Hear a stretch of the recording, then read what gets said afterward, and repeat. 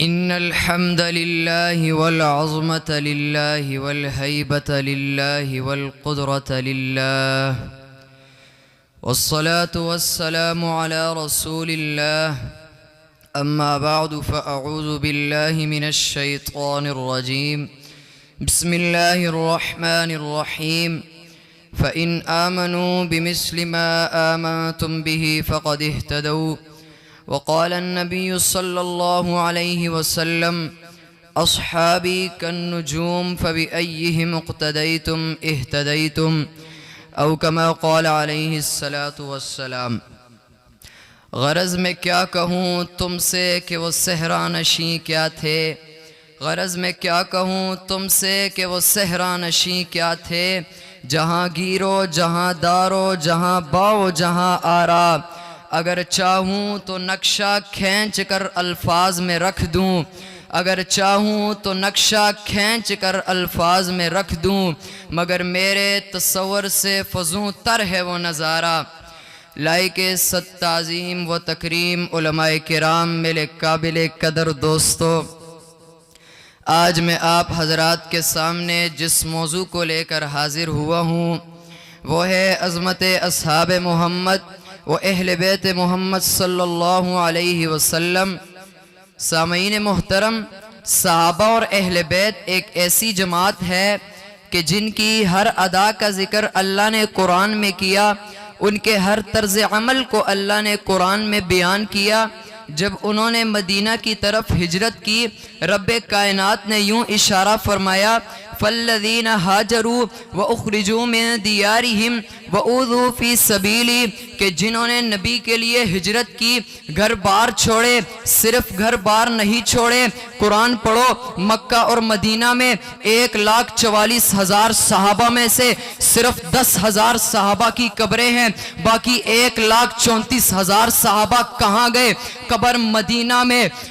گھر مدینہ میں، قبر مصر کے صحراؤں میں، گھر مکے میں، قبر قسطن دنیا میں، گھر مدینہ میں، قبر افریقہ کے جزیروں میں، گھر مدینہ میں، قبر سندھ کے شہر ٹھٹا میں، گھر مدینہ میں، قبر مکران کے ساحل پر، گھر مدینہ میں، بچے مدینہ میں، گھر مدینہ میں، قبر انطاکیہ کی بستیوں میں۔ بلکہ میں تو ایک قدم آگے بڑھ کر یہ کہتا ہوں کہ دنیا کے ایک ایک خطے میں جہاں کوئی جہاز نہ پہنچا، جہاں کوئی وفد نہ پہنچا، جہاں کوئی سیاح نہ پہنچا، وہاں اصحاب محمد و اہل بیت اللہ کا سچا قرآن لے کر بستیوں میں پہنچے، وہ علاقوں میں پہنچے، وادیوں میں پہنچے، جزیروں میں پہنچے، سمندروں میں پہنچے، دریاؤں میں پہنچے۔ کس کے لیے پہنچے؟ اسلام کی سربلندی کے لیے پہنچے، دین کی اشاعت کے لیے پہنچے۔ تو پھر میں کیوں نہ کہوں، جب بھی آپ اسلام کی بات کریں گے صحابہ اور اہل بیت کا ذکر کرنا پڑے گا، آپ دین کی بات کریں گے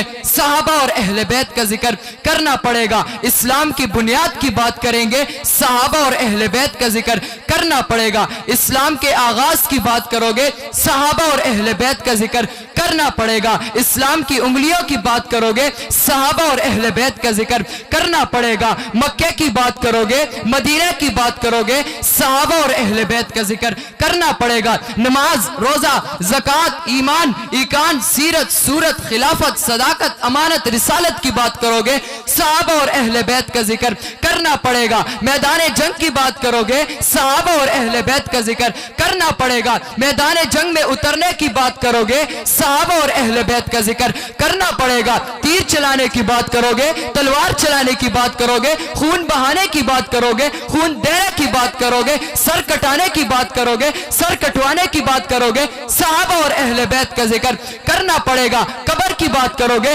حشر کی بات کرو گے، صحابہ اور اہل بیت کا ذکر کرنا پڑے گا، میدان حشر کی بات کرو گے صحابہ اور اہل بیت کا ذکر کرنا پڑے گا، حوض کوثر کی بات کرو گے صحابہ اور اہل بیت کا ذکر کرنا پڑے گا، میدان محشر کی بات کرو گے صحابہ اور اہل بیت کا ذکر کرنا پڑے گا۔